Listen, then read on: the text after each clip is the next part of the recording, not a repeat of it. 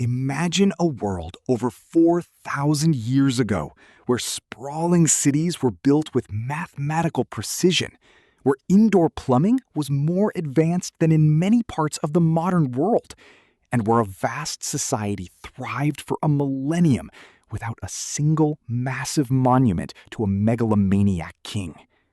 While pharaohs built pyramids, these people built functional, equitable cities. Welcome to the great mystery of the Indus Valley Civilization. When we think of the cradle of human history, our minds naturally drift toward ancient Egypt and Mesopotamia. We picture the grand ziggurats and the imposing Sphinx. Yet, simultaneously, a third civilization was flourishing in South Asia. It was vastly larger than both Egypt and Mesopotamia combined, covering over 1 million square kilometers across what is now modern-day Pakistan and northwestern India. But for thousands of years, it was completely forgotten. The story of its rediscovery reads like a Victorian adventure novel. In the 1850s, British engineers laying railway tracks between Lahore and Multan stumbled upon massive mounds of ancient, perfectly fired bricks. Unaware of their immense historical significance, the workers actually used these millennia-old bricks as track ballast. A piece of the world's greatest ancient puzzle was literally being crushed beneath the wheels of modern industry. It wasn't until the 1920s that the true scale of this lost world was brought to light. Led by archaeologists like John Marshall, teams began to excavate the massive mounds. What they found beneath the soil sent shockwaves through the historical community. They had uncovered not just villages, but highly sophisticated, massive urban centers. The twin capitals of this ancient world, Harappa and the ominously named Mohenjo Daro, the Mound of the Dead. As the excavations expanded, the sheer scale of the Indus Valley Civilization became undeniable. Archaeologists discovered over 1,000 distinct settlements scattered along the banks of the mighty Indus River and the now dry Ghaggar-Hakra River system. At its peak, this civilization supported an estimated population of over 5 million people. To put that in perspective, that was nearly 10% of the entire human population on Earth at the time. The lifeblood of this empire was water. The annual flooding of the rivers brought nutrient-rich silt, creating a fertile paradise perfect for agriculture. The Indus people were master farmers, becoming some of the first humans in history to cultivate cotton, alongside wheat, barley, and peas. This massive agricultural surplus was the economic engine that allowed their society to transition from simple farming villages into complex, thriving urban metropolises. But it is the cities themselves that truly separate the Indus Valley from its contemporaries. Take Mohenjo Daro, for example. If you were to walk its streets in 2500 BCE, you wouldn't find a chaotic sprawl of winding alleys. Instead, you would be standing in a masterclass of urban planning. The entire city was laid out on a strict mathematical grid, oriented perfectly to the cardinal directions to catch the prevailing winds for natural air conditioning.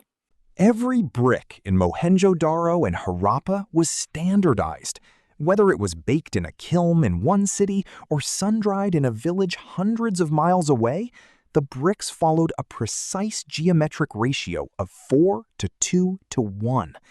This obsessive standardization suggests a highly organized central authority, a civilization that valued order, symmetry, and logic above all else. It is an astonishing feat of ancient administration.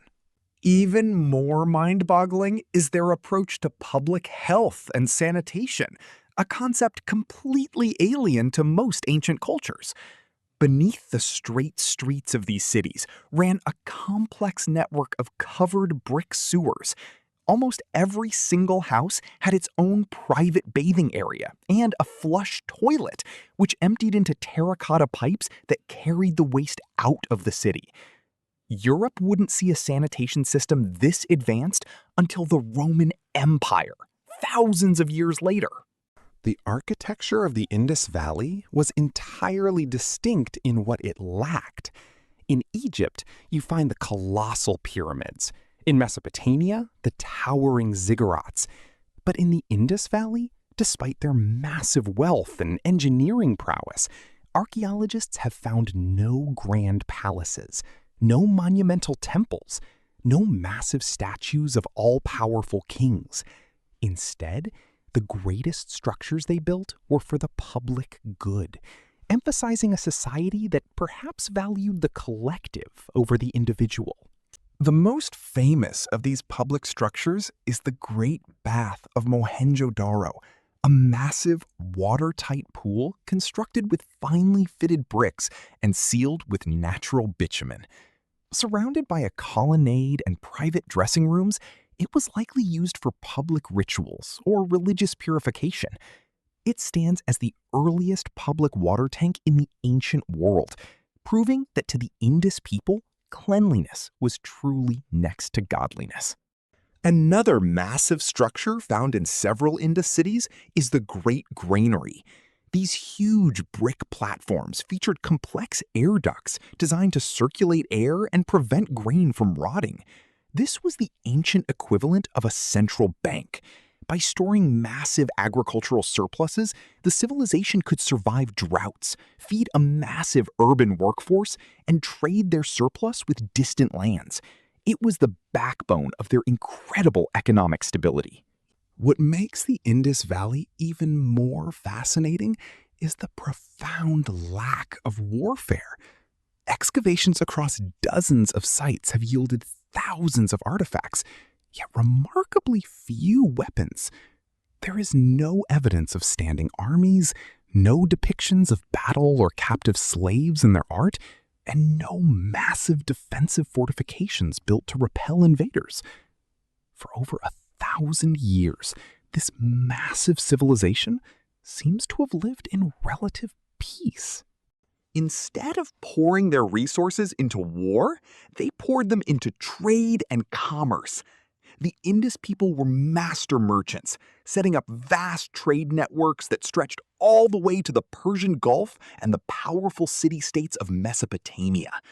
We know this because Indus Valley artifacts, such as their unique jewelry and etched carnelian beads, have been found in the royal tombs of Ur, thousands of miles away. To manage this massive international trade network, they developed an ingenious system of standardized weights and measures. Archaeologists have found perfectly crafted stone cubes made of chert, which followed a strict binary and decimal system. Whether you were trading grain in Harappa or buying copper in an outpost on the Arabian Sea, a unit of weight was exactly the same. It was a level of economic trust and standardization that built an empire of commerce. One of the most vital hubs in this global trade network was the city of Lothal, located on the western coast of modern India. Here, they built what is believed to be the world's earliest known dockyard. This massive brick basin was connected to the sea using a complex system of locks to control the water level against the turbulent ocean tides. It allowed large ships to safely dock, load up on precious cargo, and set sail for distant shores. But to truly facilitate trade, you need a way to mark your goods. And this brings us to the most beautiful and frustrating aspect of the Indus Valley Civilization: their seals. Thousands of these small, square steatite stones have been uncovered. They are intricately carved with images of animals, bulls, elephants, rhinos, and even mythical unicorns. And above the animals sits the ultimate mystery: the Indus script. Despite over a century of intense study and the use of modern supercomputers and artificial intelligence, the Indus script remains completely undeciphered. We have over 4,000 examples of this writing, but because the inscriptions are so short, usually just 5 or 6 characters, linguists have nothing to compare it to. Without a Rosetta Stone, the voices of the Indus people, their names, their myths, and their rulers remain entirely silent. One specific seal, however, has captivated the imagination of historians more than any other. It is known as the Pashupati seal. It depicts a three-faced figure seated in a meditative, yoga-like posture, surrounded by wild animals. Many scholars argue this is an early proto-version of the Hindu god Shiva, known as the Lord of Animals. If true, it means the religious roots of modern India stretch unbroken back over 4,000 years. While they didn't leave behind massive statues of kings, they did leave us glimpses of their people through small, exquisite art. Perhaps the most famous is the bronze statuette known as the Dancing Girl. Found in Mohenjo Daro, this tiny, confident figure stands with one hand on her hip, her arm covered in bangles. She possesses a natural, relaxed posture that is completely unlike the stiff, formal art of ancient Egypt. Another iconic artifact is the bust of a bearded man, often referred to as the priest king. Carved from soapstone, he wears a headband and a cloak decorated with trefoil patterns. His half-closed eyes suggest deep meditation. While we don't actually know if he was a priest, a king, or simply a wealthy merchant, his serene expression perfectly encapsulates the calm, orderly nature of the civilization he belonged to. The Indus people were incredibly technologically advanced for their time. They were master metallurgists, working effortlessly with copper, bronze, lead, and tin. They used these metals to craft highly effective tools, beautiful mirrors, and intricate jewelry. But true to their peaceful nature, they rarely used these advanced metallurgical skills to forge weapons of war. Their greatest technological achievements were always directed toward building, creating, and living. Even their children's toys reveal a society that valued ingenuity. Archaeologists have unearthed beautifully crafted terracotta toy carts, complete with spinning wheels and tiny movable animal figures operated by pulling strings. They even found ancient six-sided dice, looking almost exactly like the ones we use today. It paints a picture of a prosperous society with enough leisure time to enjoy life and indulge in play. For over 700 years, this incredible urban civilization enjoyed a golden age. They had conquered the unpredictable rivers, mastered long-distance trade, and created a peaceful, egalitarian society. By 1900 BCE, the Indus Valley Civilization was the undisputed crown jewel of the ancient world. But then, something went terribly wrong. The magnificent cities began to empty, and the empire began a slow, agonizing collapse. For decades, historians believed the civilization met a violent end. The prevailing theory in the mid-20th century was the Aryan invasion. Scholars theorized that nomadic warriors from Central Asia rode down into the valley on horse-drawn chariots, wielding iron weapons, and violently slaughtered the peaceful Indus people. They pointed to unburied skeletons found in the streets of Mohenjo Daro as proof of a massive, bloody massacre. However, modern archaeology has entirely debunked the Aryan invasion theory. Close examination of those skeletons revealed no signs of weapon trauma. They weren't victims of a massacre. They likely died of disease centuries after the city was abandoned. Furthermore, there is absolutely no archaeological evidence of a massive, sudden invasion, no burned layers of destruction, and no sudden influx of foreign weapons. The truth of their downfall was much slower and far more terrifying. The real killer of the Indus Valley Civilization wasn't a foreign army. It was climate change. For millennia, the predictable monsoon rains had fed the rivers and guaranteed massive crop yields. But around 1800 BCE, global weather patterns began to shift.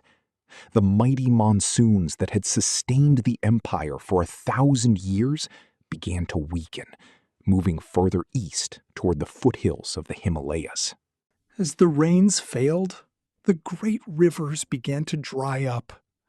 The mighty Saraswati River, mentioned in ancient Vedic texts as a roaring, majestic waterway, was reduced to a trickle and eventually disappeared entirely. Agriculture, the foundation of their entire economy, completely collapsed. Without the massive food surpluses, the great cities could no longer sustain their booming populations. Compounding the climate disaster were massive tectonic shifts.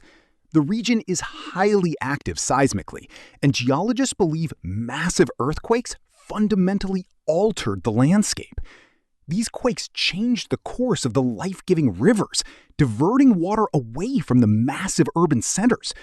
Cities that were once bustling riverside ports suddenly found themselves stranded in the middle of an expanding, unforgiving desert. As starvation set in and the water sources vanished, the social order began to break down. The strict mathematical grid of the cities was ignored as people built crude, haphazard structures in the streets just to survive. The once immaculate drainage systems clogged with debris, leading to outbreaks of deadly diseases like cholera and malaria. The utopian dream of the Indus Valley was turning into a horrific nightmare. The global trade network also collapsed.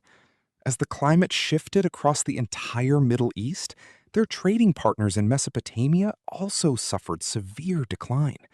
The demand for Indus goods evaporated. The massive granaries sat empty. The perfectly carved stone weights were no longer needed. The incredible seals, with their mysterious script, stopped being produced. The economic engine of the ancient world had simply run out of fuel. Faced with starvation and disease, the people made a desperate choice. They didn't die out. They simply packed up and left. Over the course of a few centuries, millions of people abandoned the great cities of Harappa and Mohenjo-Daro. They migrated eastward, following the rains toward the fertile basin of the Ganges River, returning to a simpler, rural, village-based lifestyle. As they migrated, they left behind their advanced technology. The complex urban planning, the indoor plumbing, and the standardized weights were entirely forgotten. Most tragically, the written script faded from memory, lost to humanity forever. The magnificent brick cities slowly crumbled beneath the advancing desert sands, sleeping undisturbed and unremembered for nearly 4,000 years. But the Indus Valley Civilization did not truly vanish. While their cities died, their culture survived in the DNA of modern South Asia. The crops they pioneered, like cotton and sesame, still dominate global agriculture. The intricate designs of their jewelry, particularly the way they shaped bangles and beads, can still be seen in the bustling markets of modern-day India and Pakistan. Even their spiritual beliefs seem to have echoed through the millennia. The meditative postures depicted on their seals, the reverence for water and ritual bathing seen in the Great Bath, and perhaps even early forms of deities like Shiva, all subtly migrated eastward. The Indus Valley didn't die. It simply melted into the massive, diverse cultural tapestry of the Indian subcontinent. Today, less than 10% of the known Indus Valley sites have been fully excavated. Beneath the sands of Pakistan and India, hundreds of ancient cities still lie completely untouched. Who knows what secrets remain buried? Perhaps waiting in the dark earth right now is the South Asian equivalent of the Rosetta Stone, a tablet that will finally allow these ancient people to speak to us again. The story of the Indus Valley is a powerful reminder. It proves that a highly advanced, massively prosperous society can exist without glorifying war, without erecting monuments to massive egos, and by focusing instead on engineering, public health, and equality. They built a utopia of the ancient world, not with the sword, but with the plow and the perfectly fired brick. Though nature eventually forced them from their magnificent cities, their legacy is not one of violent destruction, but of peaceful endurance. The Indus Valley Civilization stands as a silent monument to what humanity can achieve when we prioritize the collective good. A forgotten empire of peace, whose greatest secrets may still be waiting to be discovered.